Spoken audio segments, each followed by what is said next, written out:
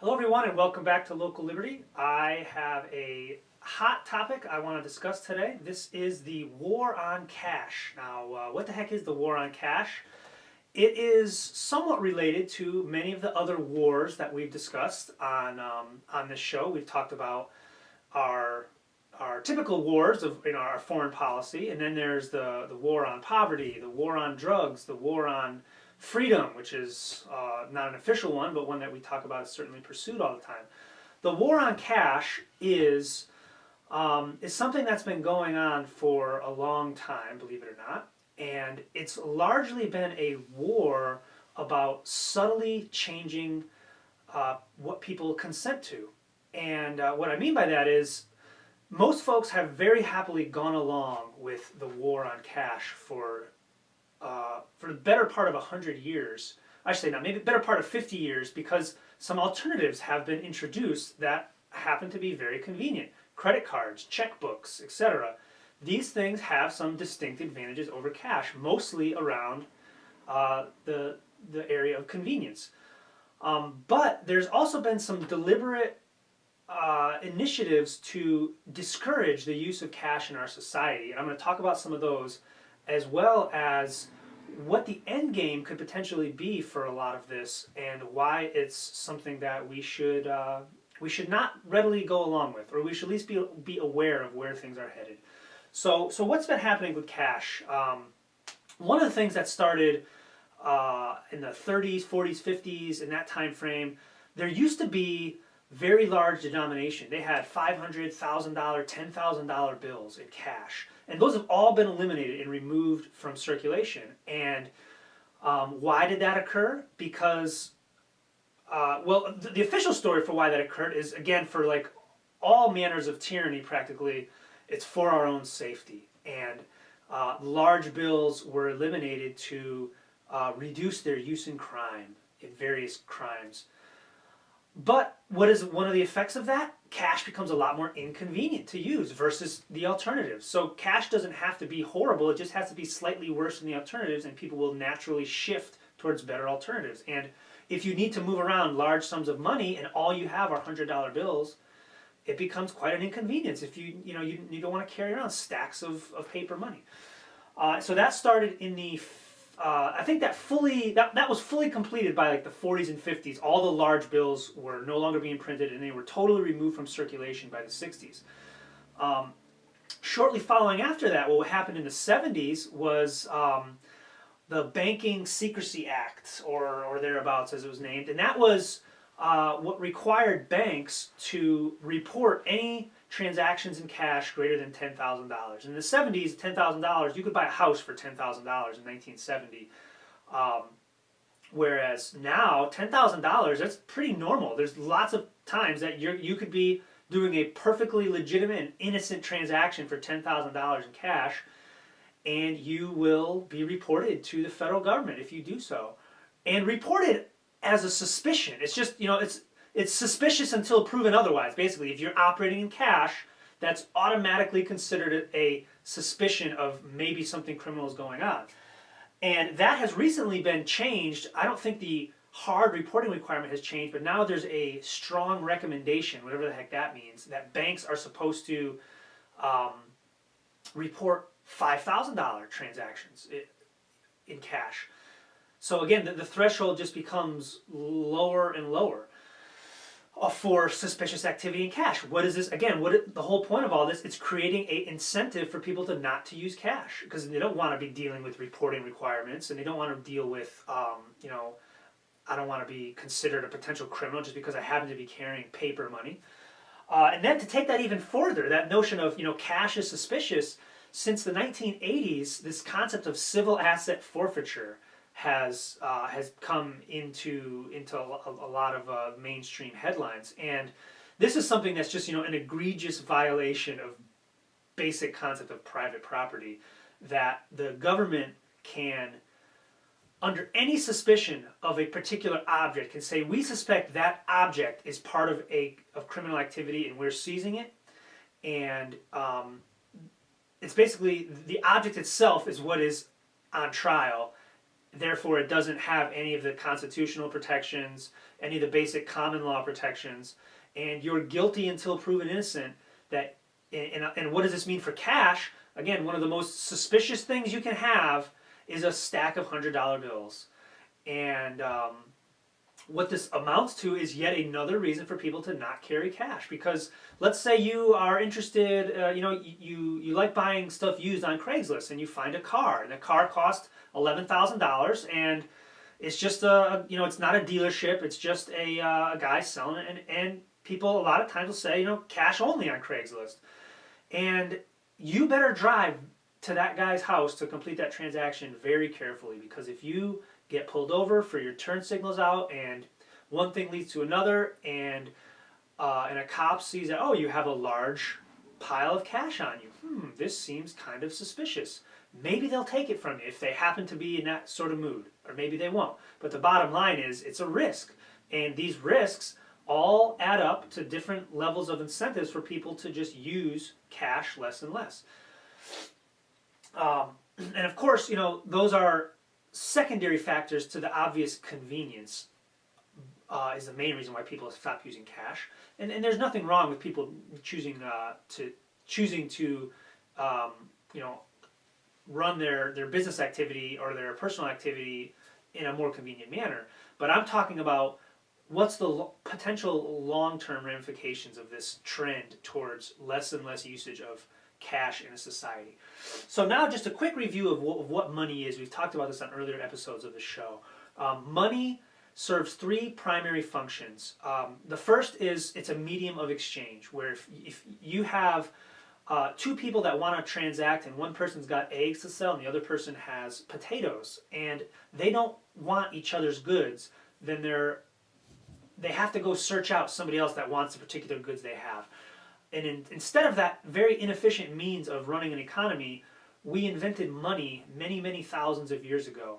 And money has been a whole range of different items can serve as money. And the money is a medium of exchange. So, everybody sort of exchanges for this third party, so to speak, this third commodity object that then will be available to everybody else. So what it does is it greatly increases the efficiency of an economy, where you no longer have to find the one person that wants the thing you have, and you also want the thing they have to offer. Then the second function is called it's a unit of account, meaning it provides a uniform way of gauging the value of a wide range of things. You don't have to figure out how many eggs is worth a pound of tomatoes or a pound of potatoes. You just sort of the market has this fluctuating prices that more or less is a decentralized way of everybody agreeing on what things are by the prices that go up and down in this commodity that everybody's willing to trade in is money. So it provides a very convenient way of measuring the value between vastly different things in our economy. And then the third function, which is just as important as the other two, is money serves as a store of value. So your grandparents worked hard their entire lives, and now they want to retire with a bank account full of money, or a cash, as the case may be, maybe a pile of cash under their mattress. Now this store of money, it's the store of value, that third function, that's the one where what we understand as money today, these paper dollars floating around that are issued by a quasi-governmental organization, the point is a centrally controlled organization, it's a terrible store of value. If you earned your $100 bill 50 years ago when you were a kid and you just wanted to hang on to that $100 bill, it is worth, it's worth $5 now or something. It's worth drastically less. The purchasing power over time of your money that you accumulate becomes less and less and less and less, and that's because we have a very unsound money that we use in our economy right now, which is these paper dollars that can be printed at will. But that's a conversation for another topic. We've covered that one a lot, but it's a very important one to understand. So those are the three functions of money. And then talking about where do things or again, what does cash mean? Cash is a form of money that is, to the greatest extent possible in our monetary system today, it's decentralized in the sense that it's produced from one coercive monopoly, that's the Federal Reserve, but then once these dollars get released into the world or into the country or the economy, people can more or less do with them as they please. People can trade them for any service with anybody they want, and they don't have to ask somebody else. It doesn't have to go through your system. It provides a peer-to-peer transaction, so to speak, and so it's decentralized. Cash is a decentralized form of transacting on an individual basis.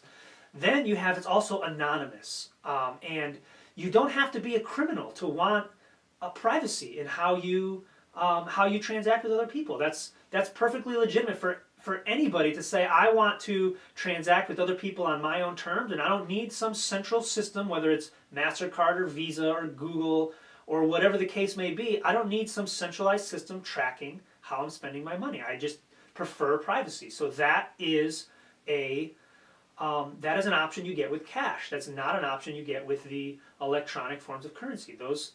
All the transactions you make are logged and are analyzed and correlated and crunched and turned into some information that's used. Oftentimes, people think of it's used to serve us in some ways for advertising. They're going to sell. The things go to marketers, but whatever the case may be, it's not private. So those are the main benefits of what you get from cash as we know it today. Is it's once it gets out of the hands of that central authority that creates it, people can do what they want with it. Now, what is a cash-free society going to mean? So it's basically going to mean, what are those two things going away? Decentralization and privacy. What do those two things mean? Is at the end game of this potentially is all of your transactions are going to essentially need the blessing of a centralized system, and this already happens today. If somebody gets on the naughty list for MasterCard or Visa, or a foreign entity gets labeled a terrorist, or whatever the case may be, the centralized banking systems shut down their ability to transact over those systems. And a lot of people view this as a good tool to fight the drug trade or to fight terrorism. But once these tools that are developed for allegedly for noble causes like fighting crime, once these tools become available to be used on all of us, it would be foolish to assume that they're never going to be used against us. And that means both the privacy angle, the decentralized control angle, and then the banking angle, which I'll talk about in a second. But really the main one that I just want to get in front of people is to think about what is an economy going to look like where every single transaction you make goes through a centralized system. And the system is already set up to deny access to people that get on the naughty list, and there's no reason to assume that that'll never happen. That scale of who gets put on the sorry you can't participate in the economy anymore list, there's no reason to assume that list won't grow. And then the final thing, and this has already been occurring, relates to the overall monetary policy of how central banks try to manipulate economies, is something called negative interest rates, which basically means you're going to have to pay money to the bank to have your money sitting there. And this is thought of as a means of stimulus. Again, the whole Keynesian economics is built on the concept of driving demand. And the idea is if you increase, if you force people to haul their money out of savings accounts, they're going to spend it, and then they're going to stimulate the economy. And that's the story anyway. It doesn't often work like that. But in a cash society, a society that still has a prevalent use of cash, meaning the paper currency, decentralized, if you create a strong disincentive for people to put their money in the banking system, which is calling it savings accounts, that will just mean people are going to, if you raise that interest rate high enough, people are just going to withdraw their money from the system and park it in cash.